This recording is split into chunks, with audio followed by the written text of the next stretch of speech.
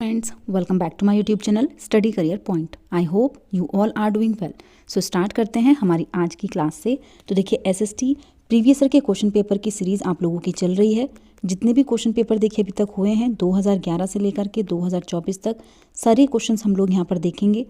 इसके अलावा देखिए एनसीईआरटी के नोट्स की जो क्लासेस हैं वो भी आपकी कंप्लीट हो चुकी हैं, तो इन क्लासेस को भी ज़रूर देखिए, काफ़ी बेनिफिशियल होगी आप लोगों के एग्ज़ाम के लिए। और देखिए साथ साथ प्रीवियस ईयर के क्वेश्चन पेपर भी लगाते रहिए, आप लोगों को पता चलेगा कि एग्ज़ाम में क्वेश्चंस किस तरीके से पूछे गए हैं।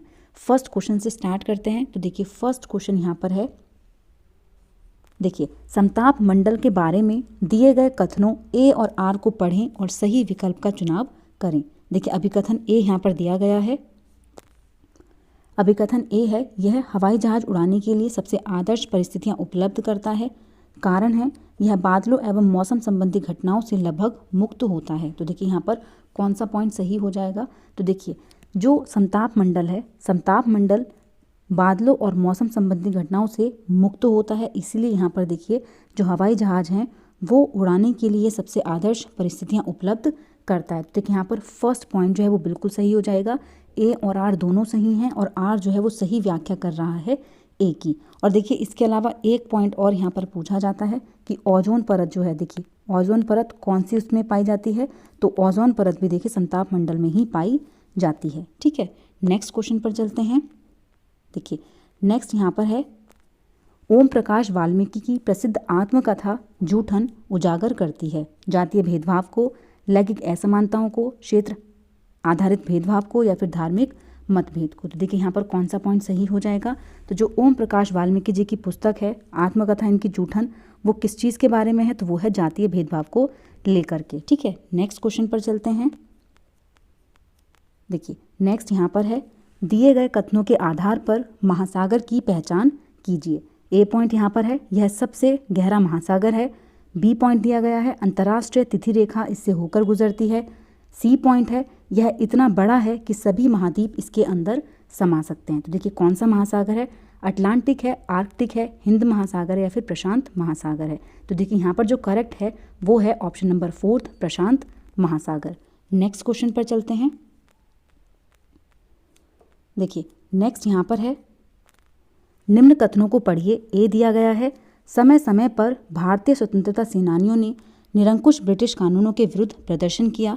बी पॉइंट है, मणिपुर में विवादास्पद कानून के विरोध में इरोम शर्मिला आमरण अनशन पर चली गई। देखिए इस पॉइंट से आप लोगों को क्लियर हो रहा होगा कि जो विवादास्पद कानून थे उनके विरोध में ये कार्य किए गए। तो देखिए ये उपरोक्त उदाहरण जो हैं वो किस चीज़ के हैं, कानून बनाने में लोगों की भूमिका के, अभिशासन में लोगों की भूमिका के, दमनकारी कानूनों के विरुद्ध लोगों के प्रदर्शन के, या फिर मीडिया का ध्यान आकर्षित करने के लिए लोगों के प्रदर्शन के। तो देखिए मीडिया का ध्यान आकर्षित करने की तो यहाँ पर बात ही नहीं हुई है, बल्कि क्या है, कानून के विरोध में। इसका मतलब ऑप्शन नंबर 3 जो है वो यहाँ पर बिल्कुल सही है, दमनकारी कानूनों के विरुद्ध लोगों के प्रदर्शन में। नेक्स्ट क्वेश्चन पर चलते हैं। देखिए नेक्स्ट यहाँ पर है, नीचे दिए गए कथनों के आधार पर महाद्वीप को पहचानिए। ए पॉइंट यहाँ पर है, यहाँ विश्व की सबसे लंबी नदी पाई जाती है, यहाँ विश्व का सबसे बड़ा मरुस्थल पाया जाता है। सी पॉइंट है, इसका कुछ भाग उत्तरी गोलार्ध में तथा कुछ भाग दक्षिणी गोलार्ध में पाया जाता है। तो देखिए कौन सा महाद्वीप है, एशिया है, यूरोप है, उत्तरी अमेरिका है या फिर अफ्रीका है। तो देखिए कौन सा हो जाएगा यहाँ पर, ऑप्शन नंबर 4 जो हो जाएगा यहाँ पर बिल्कुल सही हो जाएगा। कौन सा महाद्वीप है, अफ्रीका महाद्वीप है। और देखिए जो सबसे लंबी नदी है नील नदी, वो इसी में बहती है, इसी जो महाद्वीप है इसी महाद्वीप में बहती है विश्व की सबसे लंबी नदी, जिसको कहते हैं नील नदी। ठीक है, नेक्स्ट क्वेश्चन देखते हैं। देखिए नेक्स्ट यहाँ पर है, गुलामगिरी किताब किसने लिखी है। ज्योतिराव फूले ने लिखी है, हरिदास ठाकुर ने लिखी है, श्री नारायण गुरु द्वारा लिखी गई है या फिर मुमताज़ अली द्वारा लिखी गई है। तो देखिए जो गुलामगिरी है वो किसने लिखी है, वो लिखी है ज्योतिराव फूले ने। ऑप्शन नंबर 1 जो है वो यहाँ पर बिल्कुल सही है। नेक्स्ट क्वेश्चन देखते हैं। देखिए निम्न में से भारत के किस रेगुलेटिंग एक्ट के अंतर्गत एक नए सर्वोच्च न्यायालय की स्थापना की गई थी। 1784 के, 1793 के, 1758 के या फिर 1773 के। तो देखिए कौन सा पॉइंट यहाँ पर सही हो जाएगा। तो देखिए जो नया सर्वोच्च न्यायालय बनाया गया था उसकी जो स्थापना की गई थी वो कौन से रेगुलेटिंग एक्ट के थ्रू थी, तो वो थी ऑप्शन नंबर 4 1773 के रेगुलेटिंग एक्ट के तहत। नेक्स्ट क्वेश्चन पर चलते हैं। देखिए नेक्स्ट है 1905 में बंगाल के स्वदेशी आंदोलन सबसे सशक्त था। किस क्षेत्र में इस आंदोलन को वंदे मातरम आंदोलन के रूप में जाना गया? तो देखिए कहाँ पर वंदे मातरम आंदोलन के रूप में इसको जाना गया? बिहार में, उत्तर प्रदेश में, महाराष्ट्र में या फिर आंध्र प्रदेश में? तो देखिए कौन सा पॉइंट यहाँ पर सही हो जाएगा? तो देखिए यहाँ पर कहाँ पर जाना गया? आंध्र प्रदेश में जाना गया इसको वंदे मातरम आंदोलन के रूप में। नेक्स्ट क्वेश्चन देखते हैं। देखिए शत्रु राज्य द्वारा आक्रमण के मुख्य लक्ष्य मंदिर थे, क्योंकि मंदिरों को सरलता से अधिकार में लिया जा सकता था। मंदिर बहुत समृद्ध थे। मंदिर शक्ति एवं संपत्ति को निरूपित करते थे, या फिर मंदिरों का निर्माण परिधियों पर किया गया था? तो देखिए कौन सा पॉइंट यहाँ पर सही है?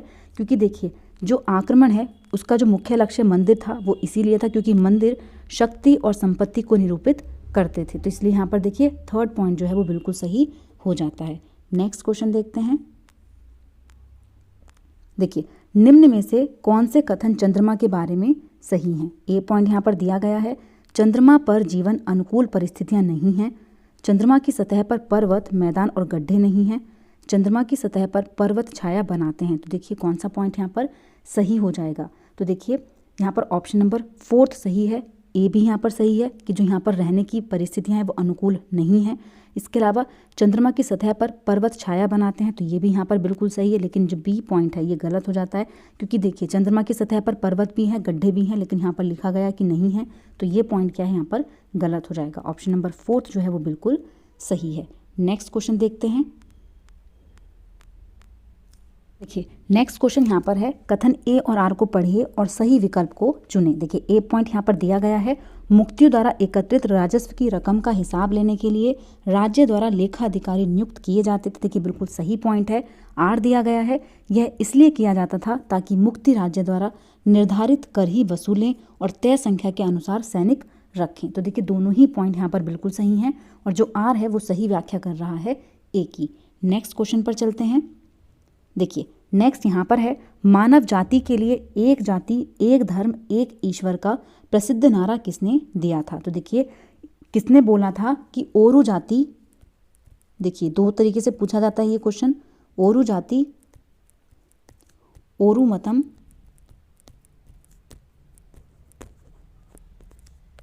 ओरू देवम मनुष्यानु। ठीक है, ओरू देवम मनुष्यानु। तो देखिए ये स्टेटमेंट किसके द्वारा दिया गया? तो ये दिया गया था नारायण गुरु जी के द्वारा। श्री नारायण गुरु जी ने ये चीज़ बोली थी कि एक जाति, एक धर्म और एक ईश्वर का जो नारा था वो इनके द्वारा दिया गया था। तो देखिए ये इस लैंग्वेज में भी पूछ लिया जाता है, और ये जो हिंदी ट्रांसलेशन है उसमें भी पूछ लिया जाता है। नेक्स्ट क्वेश्चन पर चलते हैं।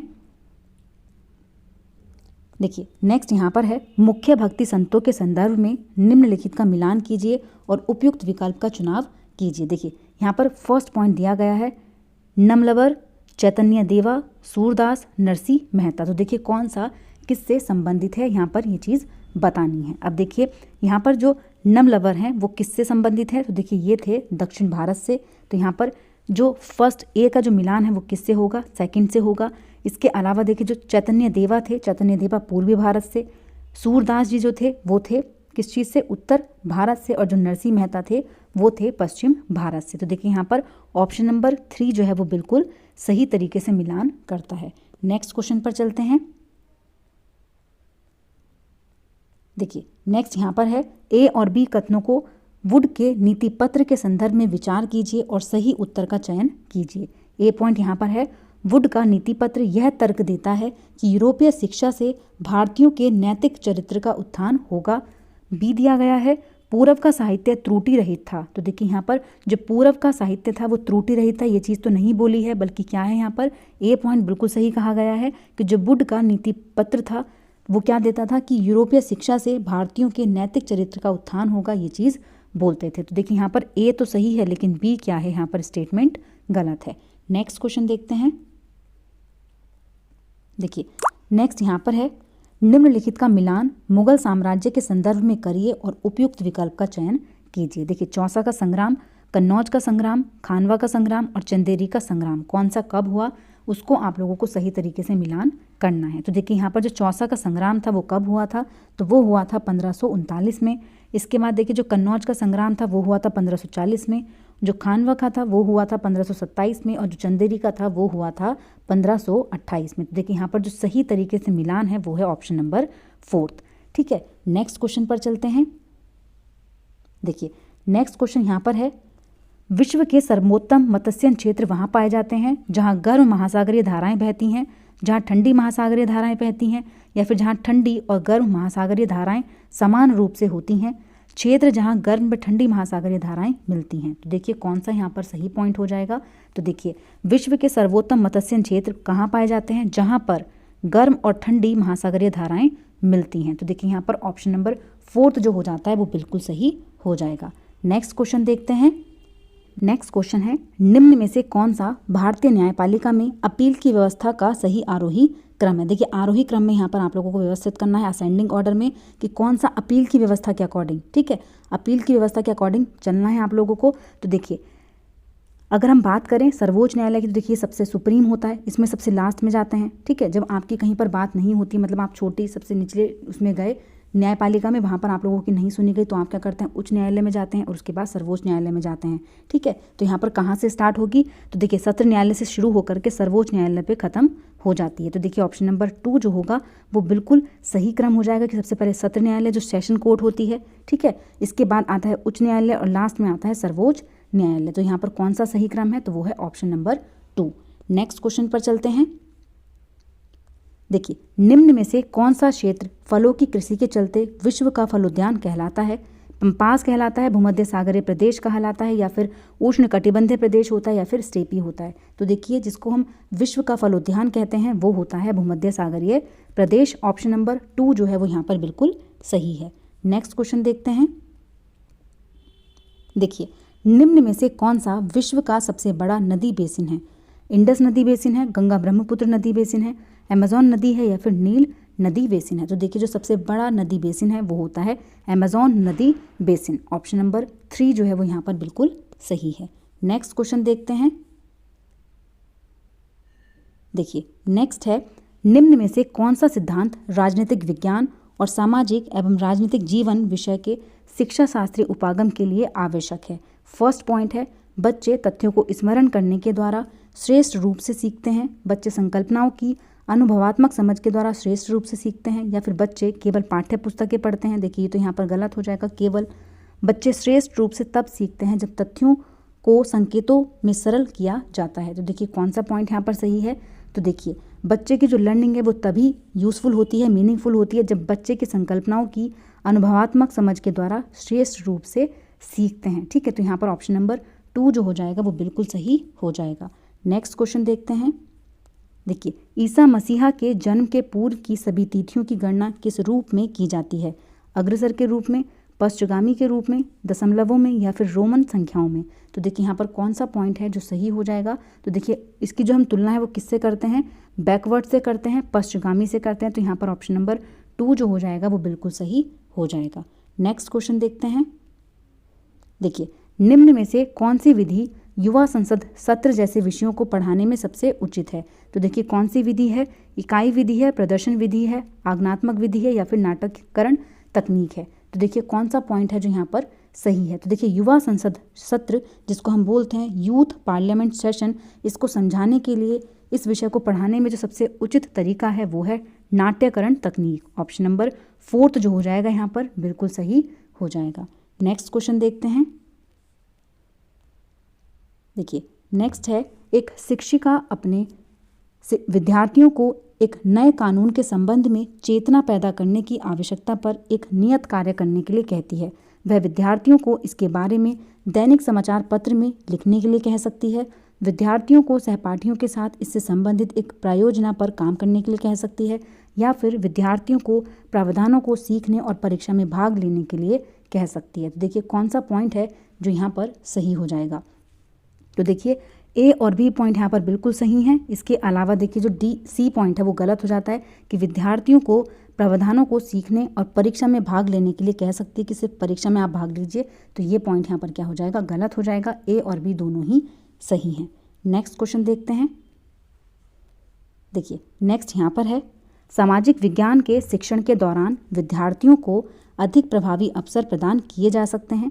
सभी विषयों की विस्तृत व्याख्या देकर अधिगम शिक्षण सामग्री के प्रयोग द्वारा, आवधिक परीक्षाओं के आयोजन द्वारा या फिर वास्तविक जीवन की परिस्थितियों पर आधारित शिक्षण द्वारा। तो देखिए कौन सा पॉइंट यहाँ पर सही होगा, तो देखिए ऑप्शन नंबर 4 जो है वो यहाँ पर बिल्कुल सही है, वास्तविक जीवन की परिस्थितियों पर आधारित शिक्षण द्वारा। क्योंकि जब हम रियल लाइफ से चीज़ों को जोड़ते हैं, रियल लाइफ सिचुएशन से जोड़ते हैं चीज़ों को, तो वो चीज़ें क्या हो जाती हैं, मीनिंगफुल हो जाती हैं। तो यहाँ पर ऑप्शन नंबर 4 जो है वो बिल्कुल सही हो जाता है। नेक्स्ट क्वेश्चन देखते हैं।